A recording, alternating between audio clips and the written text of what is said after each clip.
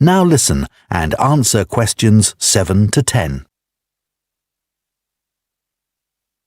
So, what's a typical lesson like with Gary?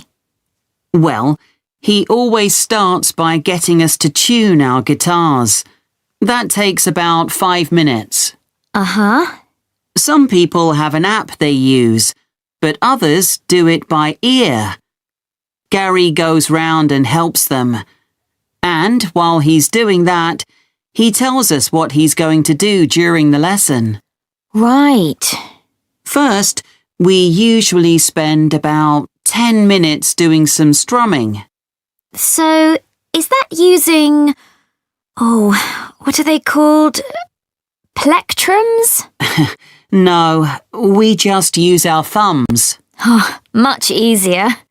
Gary reminds us where to put our fingers for each chord, and then we play them together. Sometimes we all just start laughing because we're so bad at keeping time. So Gary starts clapping to help us. Do you learn to play any songs? Yes, we do at least one song with words and chords.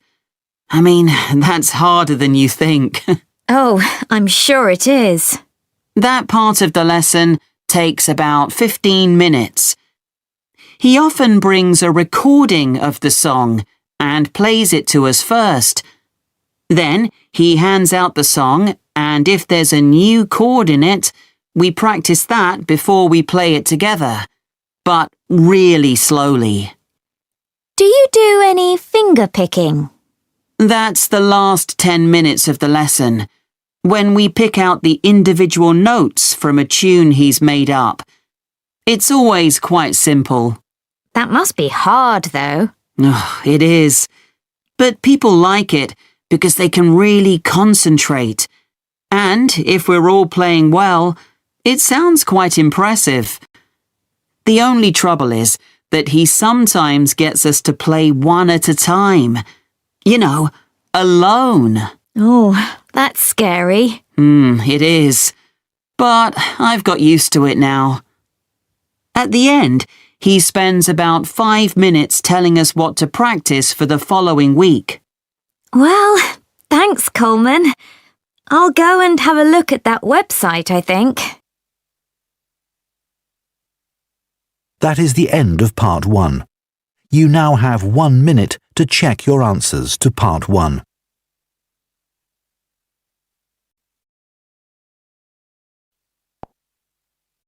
Part 2. You will hear a man called David talking on the radio about his work as a lifeboat volunteer. First, you have some time to look at questions 11 to 16.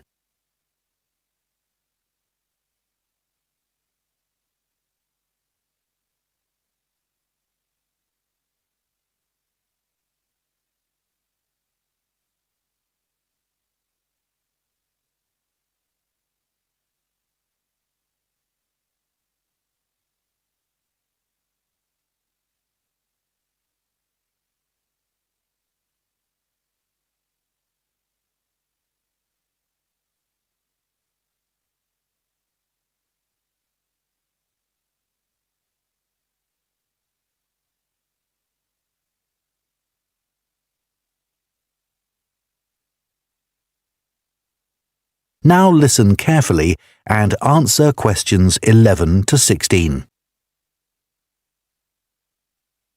I never really planned to be a lifeboat volunteer when I came to live in North Sea.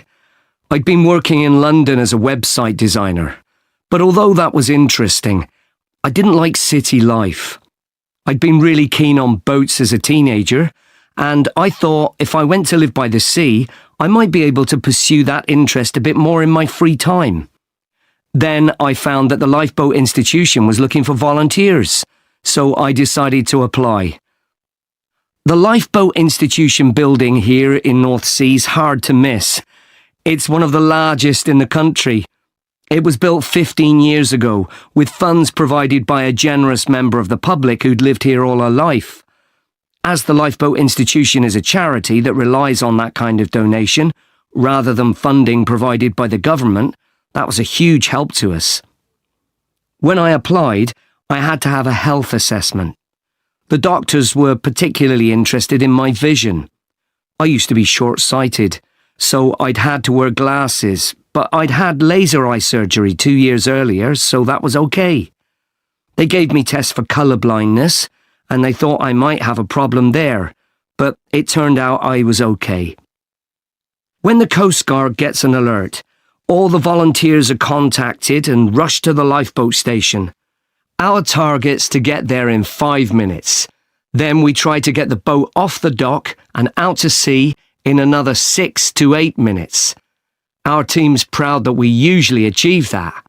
The average time across the country's 8.5 minutes. I've recently qualified as what's called a helmsman, which means I have the ultimate responsibility for the lifeboat. I have to check that the equipment we use is in working order. The crew have special life jackets that can support up to 4 people in the water, and it's ultimately my decision whether it's safe to launch the boat. But it's very rare not to launch it, even in the worst weather. As well as going out on the lifeboat, my work involves other things too. A lot of people underestimate how quickly conditions can change at sea, so I speak to youth groups and sailing clubs in the area about the sorts of problems that sailors and swimmers can have if the weather suddenly gets bad.